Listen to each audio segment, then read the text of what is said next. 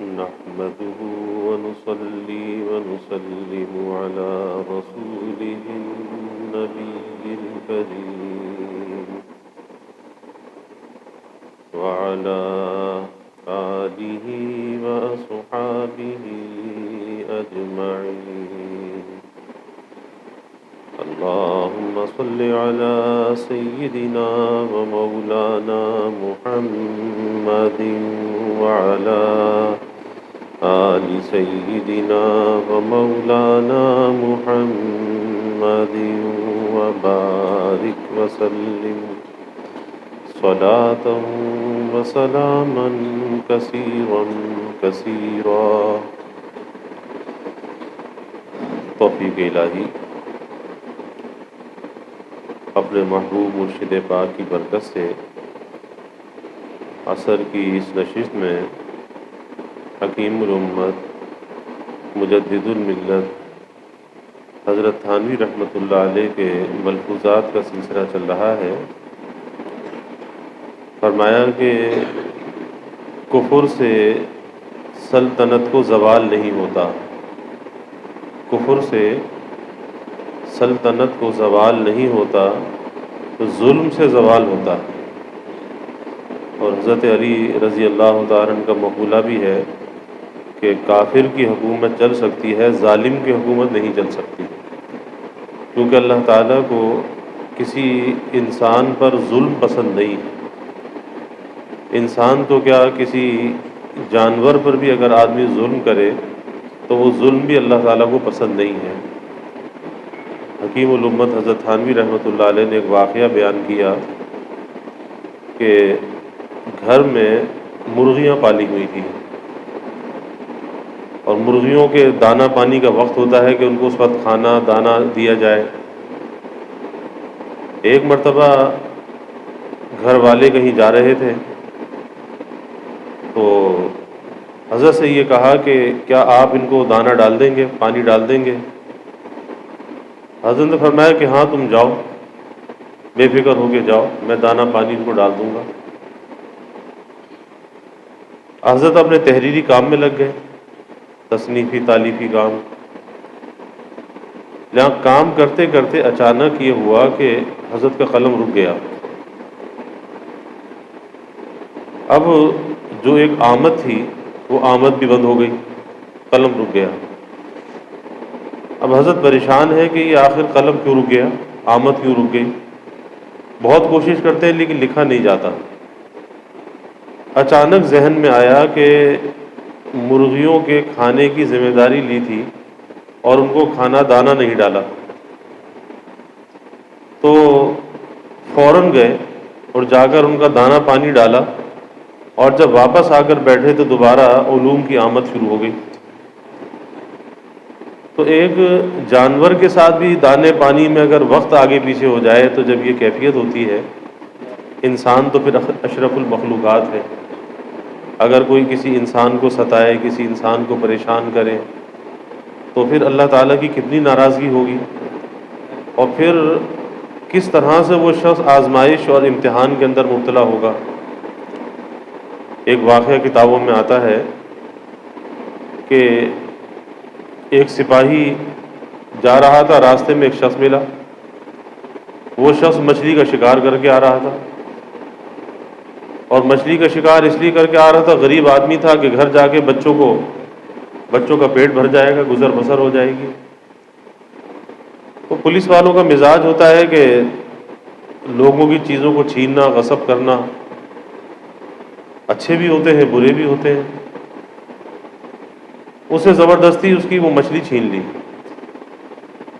اور وہ گھر لے کر گیا، اور گھر جا کے اس کو جب بنانے لگا تو ایک کانٹا ہاتھ میں چبھ گیا، اور جب کانٹا اس کا ہاتھ میں چبھا تو زخم بن گیا، اور زخم اس کا پھیلنا شروع ہو گیا. اب علاج کراتا ہے لیکن علاج سے وہ فائدہ نہیں ہوتا. ایک انگلی کٹی، دو انگلی کٹی، یہاں تک کہ ہاتھ کے کٹنے کی نوبت آ گئی. تو کسی اللہ والے نے جب دیکھا تو سمجھ گئے کہ اس نے کسی پہ ظلم کیا ہے. انہوں نے فرمایا کہ بھائی کب تک تو اپنی انگلیاں اور ہاتھ کٹواتا رہے گا؟ جا جس پر تو نے ظلم کیا ہے اس سے جا کر معافی مانگ لے، اس سے جا کر معافی مانگ لے۔ جب تک تو معافی نہیں مانگے گا یہ کٹواتے کٹواتے سارا ہاتھ کٹ جائے گا، لیکن یہ مسئلہ تیرا حل ہوگا نہیں۔ اس مظلوم سے جا کر معافی مانگ، کیونکہ مظلوم کی آہ اور اللہ کے عرش میں کوئی رکاوٹ نہیں ہوتی، براہ راست وہ اللہ کے عرش پر جاتی ہے۔ اس لیے آتا ہے کہ مظلوم کی آہ سے بچو، اس کی آہ جو ہے وہ بہت بری لگتی ہے۔ کبھی انسان ہوتا ہے کسی دولت کے نشے میں، کسی بڑائی کے نشے میں، تو اس بڑائی کا نتیجہ یہ ہوتا ہے کہ دوسروں کی حقارت دل کے اندر ہوتی ہے، نفرت دل کے اندر ہوتی ہے، اور اس نفرت اور حقارت میں لوگوں پر ظلم کرتا چلا جاتا ہے، لیکن یہ نہیں دیکھتا کہ اس کا انجام کیا ہوگا۔ اور جب خود کسی شکنجے کے اندر پھنستا ہے تو پھر اس وقت پتہ چلتا ہے کہ ظلم کا انجام کیا ہے، ظلم کا نتیجہ کیا ہے۔ اس لیے ظلم سے بڑا بچنا چاہیے، اور یہ ظلم اللہ کو کسی کا پسند نہیں ہے۔ کسی سے تکلیف پہنچ جائے بھائی اللہ کے لیے درگزر کر دو، لیکن انتقام اور بدلہ لینے کا جو جذبہ ہے یہ انسان کو ظلم پر اکساتا ہے، ظلم پر آمادہ کرتا ہے۔ کیونکہ جب آدمی انتقام اور بدلہ لینے کے پیچھے جاتا ہے تو لازم ہے کہ وہ دوسرے پر ظلم کر دیتا ہے۔ میں جمعے کے بعد بھی یہ بات عرض کر رہا تھا کہ جتنی تکلیف اگر کسی دوسرے نے دی ہے تو قرآن یہ کہتا ہے کہ اتنی تکلیف تم بھی دے سکتے ہو۔ برائی کا بدلہ اتنی برائی سے ہے، جتنی برائی اس نے کی اتنی برائی تم اس کے ساتھ کر لو۔ لیکن انسان کی تسکین نہیں ہوتی جب تک کہ اس سے کہیں زیادہ بڑھ کر بدلہ نہ لے، تسکین نہیں ہوتی۔ اسی لیے اللہ نے کہا فمن عفا واصلح فاجرہ علی اللہ، کہ اگر بھائی درگزر کر دو اور اسے معاف کر دو تو اس کا اجر اللہ کے پاس ہے، اللہ سے اجر لینا چاہیے۔ مخلوق کو کیا ستانا، مخلوق کو کیا پریشان کرنا۔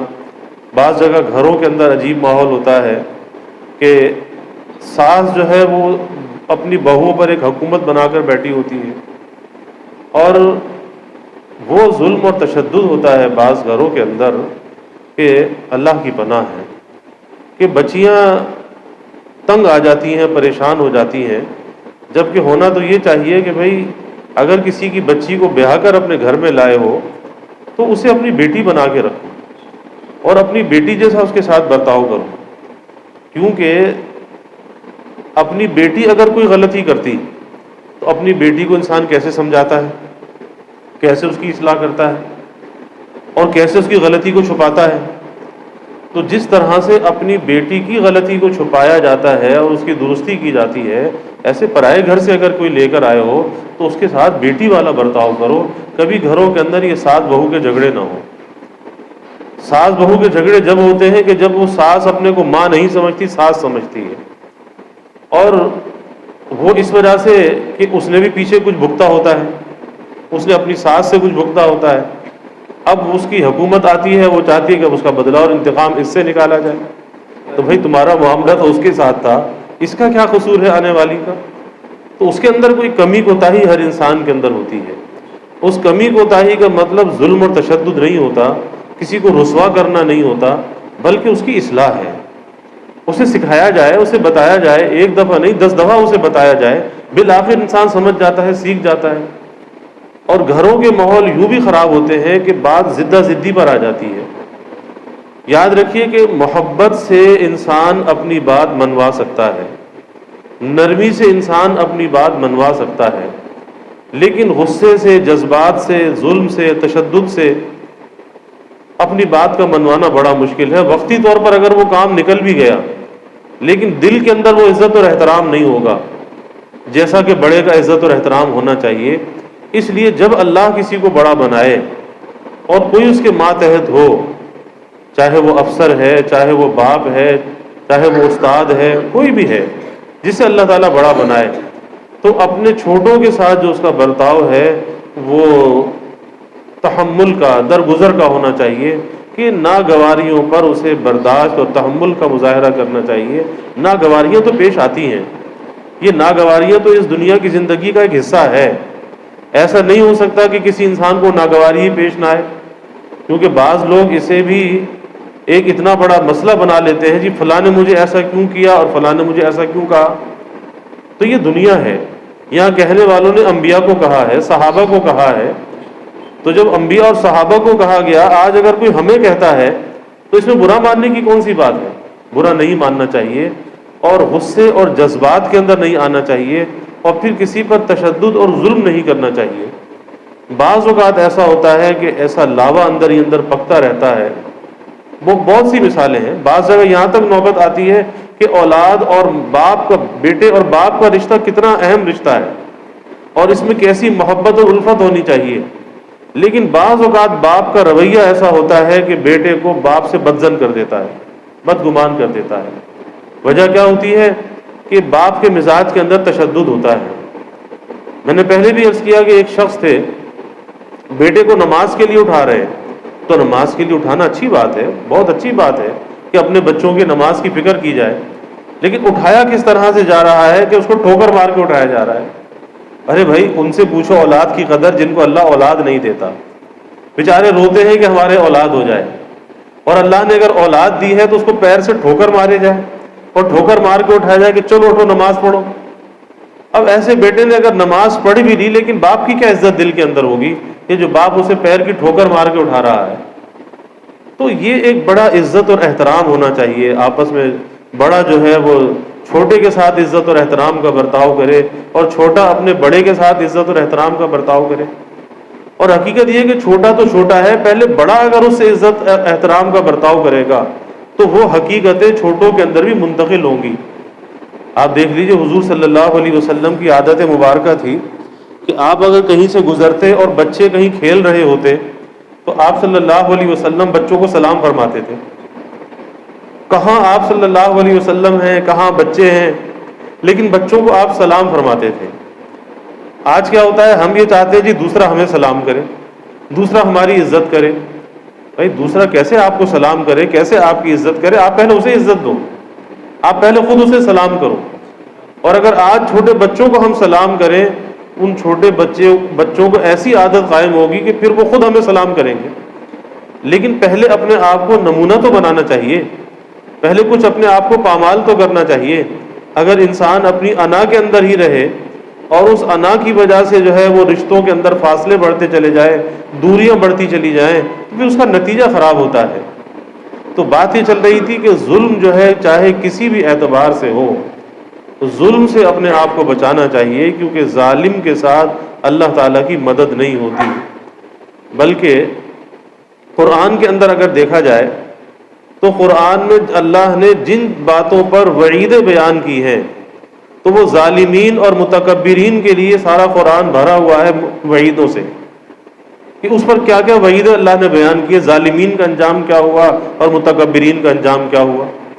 تو یہ ظلم اور تکبر اللہ کو کسی کا پسند نہیں ہے، اس لیے عفو درگزر ہونا چاہیے، نرمی ہونی چاہیے، مزاج میں تحمل ہونا چاہیے، اور جب آدمی بات کرے نرم بات کرے، اور بالخصوص گھروں کے اندر خواتین کو یہ بات سمجھانی چاہیے کہ اپنے چھوٹوں کے ساتھ اچھا برتاؤ کریں۔ بعض اوقات یہ ہوتا ہے کہ بعض گھروں کے ماحول اتنے ٹینشن زدہ ہوتے ہیں، اتنا انتشار گھروں کے ماحول میں ہوتا ہے کہ اس گھر کے ماحول میں رہ کر جو بچے پرورش پاتے ہیں وہ ساری چیزیں ان کے اندر ریکارڈ ہو رہی ہوتی ہیں، اور پھر وہ بچیاں جب کسی اور گھروں کے اندر جاتی ہیں، ان گھروں کے اندر مسائل پیدا ہو جاتے ہیں، کیونکہ وہ اپنے ماں باپ کے اندر یہی سلسلے دیکھ کر آتی ہیں کہ گھر میں لڑائی دیکھی تھی، فساد دیکھا تھا، ظلم و تشدد دیکھا تھا، اور جب وہ آگے اپنی سسرال میں وہ بچی گئی، وہاں جا کے وہی لڑائی جھگڑے شروع ہو گئے، جبکہ وہاں کا ماحول ایسا نہیں تھا۔ جب حقیقت کو دیکھا گیا، ایک صاحب نے مجھے خود بتایا، برطانیہ کا واقعہ ہے، کہ میں نے اپنی زندگی کے 18 سال اپنی بیوی کے ساتھ ایسے گزارے جیسے جہنم میں گزارے، 4 بچے بھی ہو گئے، اور پھر 18 سال کے بعد وہ معافی مانگتے، جی مجھے معاف کر دو۔ تو کہا کہ آخر یہ کیوں، یہ زندگی کے جو 18 سال ضائع ہوئے، یہ اگر 18 سال زندگی کے پیار اور محبت کے ساتھ گزرتے، ایک دوسرے کو برداشت کر کے گزرتے، محبت سے گزرتے، الفت سے گزرتے، زندگی کتنی مزیدار ہوتی۔ اب یہ جو اتنی تلخیوں کے ساتھ گزرے ہیں، زندگی کے 18 سال گزر گئے، اب یہ کون وقت واپس لا کے دے گا؟ وقت تو کبھی واپس نہیں آتا۔ اب سوائے پچھتاوے کے کہ ماضی کے اندر ہم نے جس وقت کو بڑے محبت اور پیار سے گزارنا چاہیے تھا، اس سے لطف اندوز ہونا چاہیے تھا، اس وقت کو تلخیوں کے ساتھ گزارا ہے. تو وہ کہتا ہے جی میں تجھے معاف نہیں کروں گا، میری زندگی کے 18 سال مجھے کون لوٹائے گا؟ تو میں نے پھر انہیں سمجھایا کہ بھائی اب جو وقت باقی ہے اس وقت کو اب جو ہے سدھار لو، اس وقت کو کچھ قیمتی بنا لو، اور اس وقت کی ممکن ہے کہ اللہ اس میں کچھ تلافی کر دے. تو جب بات کی تہ کے اندر پہنچا گیا کہ آخر اس کا یہ سلوک اور یہ برتاؤ کیسا رہا، کیوں ہوا، تو اس لڑکی نے یہ کہا کہ ہمارے تو گھر کا ماحول ایسا تھا، ہمارے ماں باپ کی تو رات دن لڑائی ہوتی تھی اور مار کٹائی ہوتی تھی، اور ہم یہ سب کچھ دیکھتے دیکھتے جو ہے وہ جوان ہوئے اور ہماری شادی ہو گئی، اور جو کچھ دیکھتے ہوئے آئے، جو ظلم اور تشدد دیکھتے ہوئے آئے، وہ اندر طبیعت میں رچا بسا تھا، اور جو چیز اندر ریکارڈ ہوئی تھی وہی آگے جا کے کیسٹ چلنے لگی، وہی فلم آگے چلنے لگی، اس گھر کے ماحول کو آگ لگ گئی. تو یہ بعض چیزوں کو ہم سمجھتے ہیں کہ وہ شاید وقتی ہوتی ہیں، وہ وقتی نہیں ہوتی، بلکہ اس کے اثرات جو ہیں بڑے دیر پا ہوتے ہیں، دور رس ہوتے ہیں، اور وہ اثرات بہت آگے تک اس کے جاتے ہیں، نہ معلوم کب جا کے اس کے اثرات انسان کے اندر سے ظاہر ہوتے ہیں. اس لیے عافیت اسی کے اندر ہے کہ انسان بھائی نرمی کو اختیار کرے، عاجزی کو اختیار کرے، کسی پر زیادتی اور ظلم نہ کرے، کیونکہ یہ زیادتی اور ظلم اللہ کو پسند نہیں ہے. اور پھر انسان اپنے بارے کے اندر اگر سوچے کہ ہم میں سے کوئی انسان یہ نہیں چاہتا کہ کوئی اس کے اوپر ظلم کرے، کوئی اس کے اوپر زیادتی کرے، کوئی بھی نہیں چاہتا. اور اگر کوئی اس پر ظلم اور زیادتی کرنے لگے تو کتنا اسے برا لگتا ہے، کتنا وہ شور مچاتا ہے کہ جی فلاں آدمی مجھ پر ظلم کر رہا ہے. تو جو چیز انسان اپنے لیے پسند کرتا ہے اسے وہ چیز دوسروں کے لیے بھی پسند کرنی چاہیے. یہ اس کے ایمان کا تقاضا ہے کہ جو اپنے لیے پسند کرے وہ دوسروں کے لیے پسند کرے. جب اپنے لیے اس ظلم کو، تشدد کو برداشت نہیں کرتا، کسی بری بات کو برداشت نہیں کرتا، تو پھر بھائی کسی دوسرے کے ساتھ ایسا برتاؤ کیوں کرتا ہے؟ اور دوسری بات یہ سوچنی چاہیے کہ باوجود ہماری نالائقیوں کے کہ ہم اللہ تعالیٰ کی نعمتوں کے ساتھ کیا برتاؤ کرتے ہیں اور اللہ تعالیٰ کی نعمتوں کا کیا حق ادا کرتے ہیں. یہ وجود اللہ کی کتنی بڑی نعمت ہے، ہم اس نعمت کا کیا حق ادا کر رہے ہیں. لیکن اللہ تعالیٰ کتنا ہم سے درگزر کرتا ہے، کتنا اللہ ہم سے درگزر کرتا ہے کہ ہم تو یہ چاہتے ہیں کہ اگر ہمارا ماتحت کو ایک غلطی کرے ہم فوراً اس کی پکڑ کر لیں، فوراً اس کو سزا دیں. اور ایسا ہوتا ہے، بعض لوگوں کا مزاج ایسا ہوتا ہے کہ بیٹا بھی اگر کوئی غلطی کر دے اس پہ برس پڑتے ہیں اور اتنا اسے ذلیل کرتے ہیں، اتنا اسے ذلیل کرتے ہیں کہ بیٹا باپ سے بدزن ہو جاتا ہے. یا بعض استاد کی یہ عادت ہوتی ہے کہ شاگرد کو اتنا بدزن کر دیتے ہیں. ایسا نہیں ہونا چاہیے، مزاج کے اندر تحمل ہونا چاہیے. تو یہ سوچے کہ میرا معاملہ اپنے اللہ کے ساتھ کیا ہے. ظاہر کوئی کہہ سکتا ہے کہ میں اللہ کی ہر نعمت کا حق ادا کر رہا ہوں، اللہ کی ہر نعمت کا میں قدردان ہوں. ہم میں سے کوئی بھی یہ دعویٰ نہیں کر سکتا کہ ہم اللہ کی نعمتوں کا کما حق ادا کر رہے ہیں، کوئی یہ دعویٰ نہیں کر سکتا. لیکن اللہ کا معاملہ ہمارے ساتھ کیا ہے؟ وہاں تو معاملہ یہ ہے سبقت رحمتی علی غضبی، کہ اللہ کے غضب پر اللہ کی رحمت سبقت لے گئی. وہاں پہ غضب پر کیا چیز غالب ہے؟ رحمت غالب ہے. تو پتہ یہ چلا کہ اس رحمت کو، رافت کو اپنے اندر غالب رکھنا چاہیے اور اس قسم کے جذبات کو مغلوب رکھنا چاہیے. پھر تو انسان فیصلے بھی صحیح کرتا ہے اور زندگی بھی صحیح گزرتی ہے.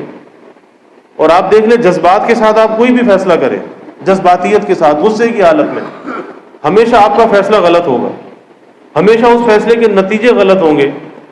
بہت سے لوگ بیویوں کو طلاق دے دیتے ہیں اور پھر مفتیان اکرام کے پاس جاتے ہیں، کہتے ہیں جی وہ تو غصے میں طلاق دے دی تھی.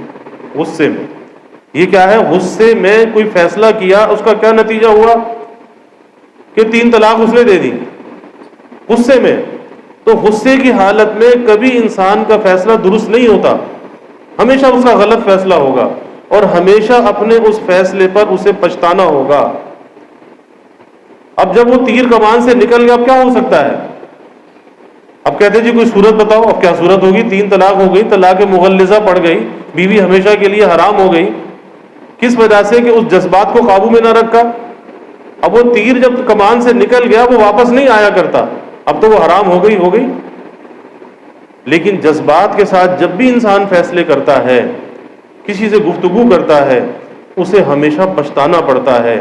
اس لیے مجدد تھانوی رحمۃ اللہ علیہ فرمایا کرتے تھے کہ جس وقت غصے کی کیفیت ہو، اس غصے کی کیفیت میں نہ بیوی کو کچھ کہو، نہ بیٹے کو، ماتحت کو، شاگرد کو کچھ کہو، اس وقت خاموش ہو جاؤ، اس وقت کو گزار دو، کیونکہ اس وقت اگر کوئی بات کی تو ظلم ہو جائے گا، تشدد ہو جائے گا، زیادتی ہو جائے گی، وہ غصے کی حالت میں اپنے اوپر قابو نہیں رہے گا۔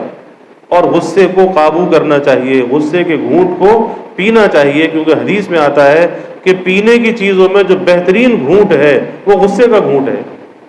اس گھونٹ کو ہم نہیں پیتے، ویسے بہت سے مشروب پیتے ہیں، اور جس مشروب کی تعریف اللہ کے حبیب صلی اللہ علیہ وسلم نے کی ہے کہ بھئی یہ پینے کے جتنے بھی گھونٹ ہیں اس میں سب سے بہترین گھونٹ یہ غصے کا گھونٹ ہے، اسے پی جاؤ، ضبط اور برداشت سے کام لو، اللہ تعالیٰ سینے کے اندر حکمت کو بھر دے گا، اللہ تعالیٰ صحیح فیصلوں کی صلاحیت عطا کر دے گا۔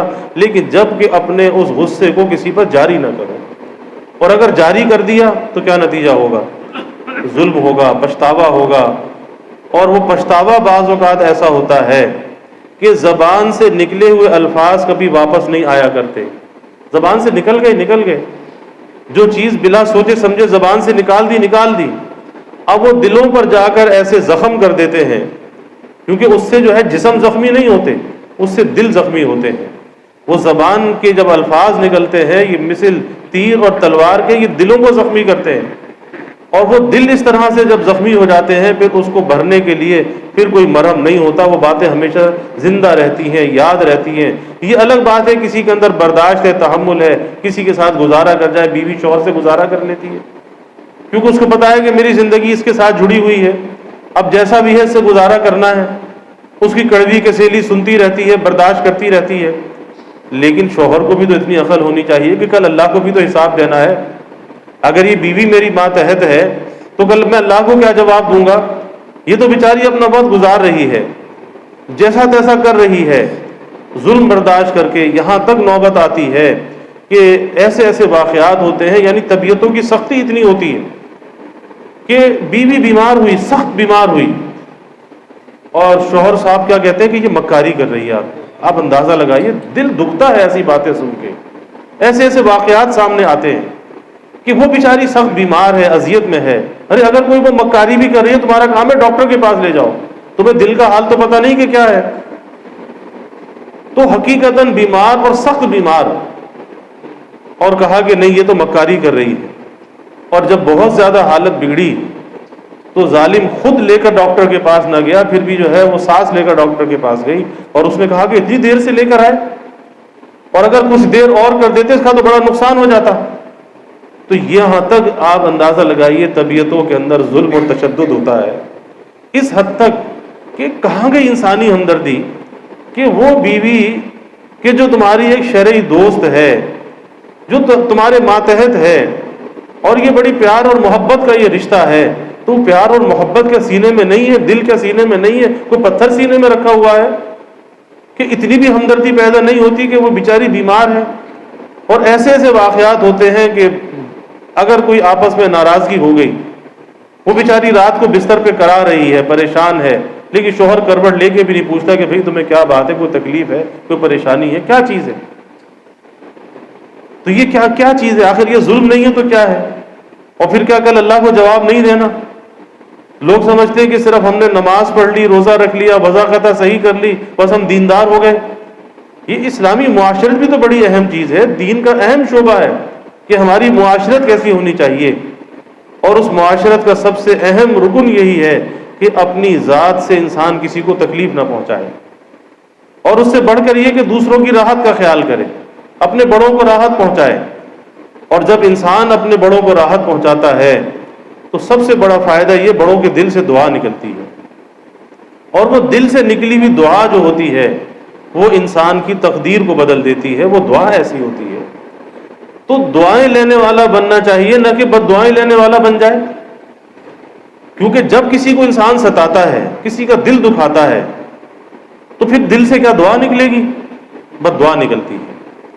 اور کوئی گھڑی ایسی قبولیت کی ہوتی ہے، حدیث شریف میں بھی آتا ہے کہ اللہ نے رات دن میں قبولیت کی کوئی گھڑی رکھی ہے، اس گھڑی میں جو انسان کہتا ہے، جو زبان سے نکلتا ہے وہ ہو جاتا ہے۔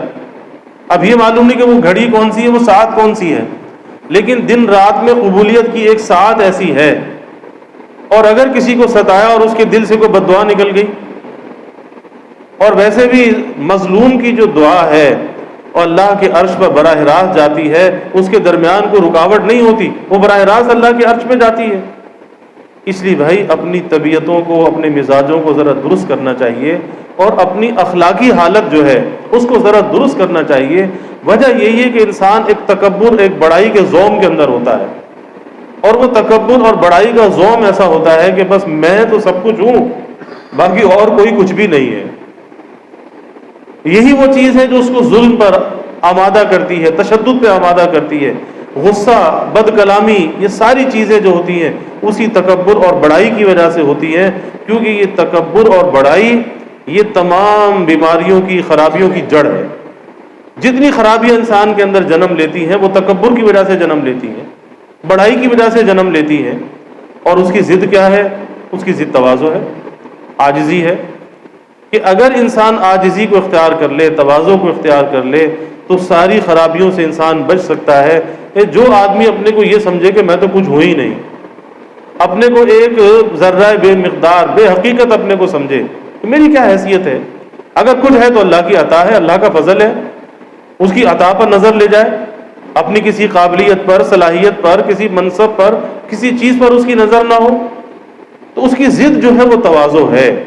کہ اگر اپنے اندر کوئی انسان ایسی چیز کو محسوس کر رہا ہے جہاں اس کے جذبات قابو میں نہیں، غصہ قابو میں نہیں، زبان قابو میں نہیں، اور پھر اس کا نتیجہ کبھی ہاتھ بھی قابو میں نہیں، تو پھر اسے کسی اللہ والے کے پاس جا کر اپنی کیفیت کو بیان کرنا چاہیے، اس بیماری کا علاج کرنا چاہیے۔ یہ بیماری ہے، جسمانی بیماری تو محسوس ہو جاتی ہے کہ ذرا سر میں درد ہو جائے تو محسوس ہو جاتا ہے، اور یہ تو جسمانی بیماری سے زیادہ اشد بیماری ہے۔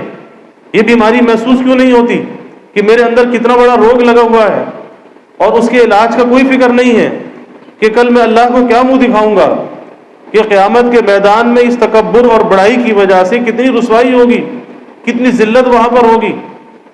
تو آج اس کی ہمیں اصلاح اور درستی کرنی چاہیے۔ اور اپنے طور پر اگر انسان چاہے کہ میں اپنے طور پر اپنے آپ کو درست کر لوں، تو بھائی جیسے جسمانی امراض کے اندر انسان اپنا علاج خود نہیں کرتا، اگر کوئی ڈاکٹر بھی بیمار ہو جاتا ہے تو وہ اپنی تشخیص پر بھروسہ نہیں کرتا، وہ ڈاکٹر اپنے علاج کے لیے دوسرے ڈاکٹر سے رجوع کرتا ہے، اپنے بارے میں اپنی تشخیص پر بھروسہ نہیں کرتا۔ تو اسی طرح سے روحانی امراض کے اندر، اس باطنی اور قلبی امراض کے اندر کسی اللہ والے سے رہبری لینی چاہیے، اور کسی کی رہبری کے اندر اپنی زندگی کے سفر کو طے کرنا چاہیے، تاکہ یہ ہمارے اندر کی جو بے اعتدالیاں ہیں کہ کسی چیز کی زیادتی ہے، کسی چیز کی کمی ہے، اور زندگی ایک افراد اور تفرید کا شکار ہے، تو اس کے اندر ایک بیلنس قائم ہو جائے، ایک اعتدال قائم ہو جائے۔ یعنی کسی چیز کو اندر سے ختم نہیں کیا جاتا، رذائل انسان کے اندر سے کبھی ختم نہیں ہوتے، رذائل اندر موجود رہتے ہیں، لیکن اس کے مصرف کو درست کر دیا جاتا ہے۔ اگر اس کے اندر تکبر اور بڑائی ہے تو اس کو تواضع اس کے اندر پیدا کر دی جائے، وہ اعتدال کے اندر آ جاتا ہے۔ اور اگر اس کے اندر غصہ ہے تو اس کے اندر حلم کی عادت قائم کر دی جائے، وہ غصہ اعتدال میں آ جاتا ہے، درگزر کی عادت اس کے اندر آ جائے۔ ناشکری ہے تو وہ شکر کو اختیار کر لے۔ رذائل تو انسان کے اندر ہیں اور موجود رہتے ہیں، وہ ختم نہیں ہوتے۔ یہ زندگی بھر کی لڑائی اور مقابلہ ہے جو چلتا رہتا ہے، یہ کشمکش ہمیشہ جاری رہتی ہے، اور موت تک یہ کشمکش جاری رہتی ہے۔ اس لیے موت تک اپنے کو فارغ نہیں سمجھنا چاہیے۔ اندری راہمی تراش و می خراش، تا دم آخر دم فارغ مباش، کہ یہ جو اندر کی تراش خراش ہے نا، کہ کبھی کسی چیز کی زیادتی، کبھی کسی چیز کی کمی، افراط اور تفرید، اعتدال سے ہٹ جانا، تو یہ افراط اور تفرید کا جو انسان شکار رہتا ہے یہ موت تک رہتا ہے۔ لیکن اللہ نے اس کے اندر وہ صلاحیت رکھی ہے کہ جب ایک دفعہ یہ اصلاح کے عمل سے گزر جاتا ہے، مجاہدہ کر لیتا ہے، تو وہ بری عادات، وہ برے اخلاق وہ کمزور ہو جاتے ہیں، اس کے اندر اضمحلال آ جاتا ہے۔ پھر آئندہ کبھی وہ دوبارہ اگر سر بھی اٹھاتے ہیں، وہ خواہشات دوبارہ سر اٹھاتی ہیں، تو بس جیسے مثال دی کہ جیسے سدایا ہوا گھوڑا کبھی کبھی شوخی کرنے لگتا ہے، لیکن جیسے اس کی لگام کو کھینچا جائے تو سیدھا ہو جاتا ہے۔